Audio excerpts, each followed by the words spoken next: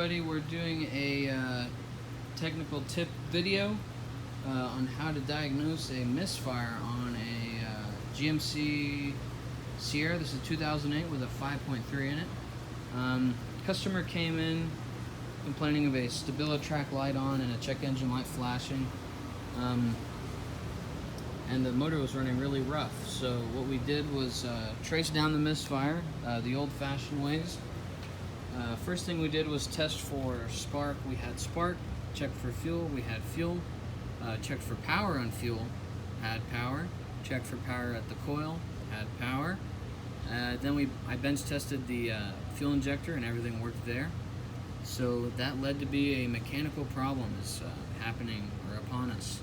So in our case, we had a cylinder 7 misfire. So I popped off the driver's side valve cover here to find a very, very loose rocker arm. At first I thought it was a bent push rod.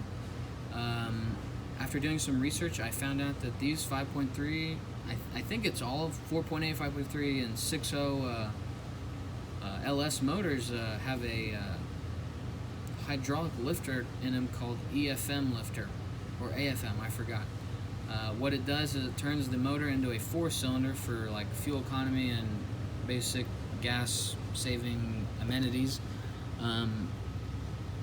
So basically we narrowed it down to a collapsed lifter. Upon pulling the head, we'll show you to the failing part here. We did have a collapsed lifter. So these are the lifters on cylinder 7. I have these everything kind of out of order right now, but it's okay. So this was the failed lifter. This was on the intake valve. As you can see, these two look very different. And yeah, so we got a new lifter coming in, new guides, head gasket, head bolts. The reason this causes misfire is the lifter rolls over the cam like it should, but the spring is so compressed, it's moving the push rod, but it's not giving enough travel to pivot the rocker arm to push the valves down. That means the motor was never getting fuel and was causing misfire, and that's not how a motor runs. So yeah, that's basically what we did or how we solved and figured out what it was. So if you have a cylinder 5 misfire or cylinder 1, so there's 4 cylinders that run off the EFM. I believe it's 2, I think it's 2, 6, 3 and 7, or 1, 5 and 7, I don't know. Most of the time, actually every time, it will be an AFM lifter that has collapsed, causing the misfire. I put this video on here because after doing research, I could not find anything on doing the driver's side head and pulling it. So basically, I'm going to show you some tips that I did to help me.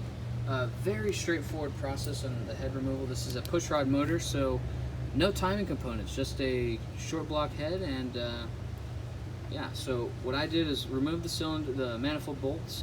I just bungeed that to the over here. Give me some extra room. You still have to pry it to get some head bolts in there, but it's nothing 2 people can't do. Another thing I did was I disconnected this fuel line right here, this one right there, with these lovely AC line slash fuel line disconnects. The size and specific we used for this fuel line is a 1/2 inch. So yeah, basically very straightforward process of removing the head. I recommend inspecting the cam, because not all the time will the spring on the lifter fail. The actual lifter itself will come apart sometimes and do whatever it wants, so it'll be rolling over the cam and basically chattering, causing unwanted stress on the lobe. And yeah, so do a thorough inspection of the whole cam. In this case, the cam's looks normal wear and tear for 170K. I'm not going to replace the cam. As you can see, we're not even replacing both head gaskets because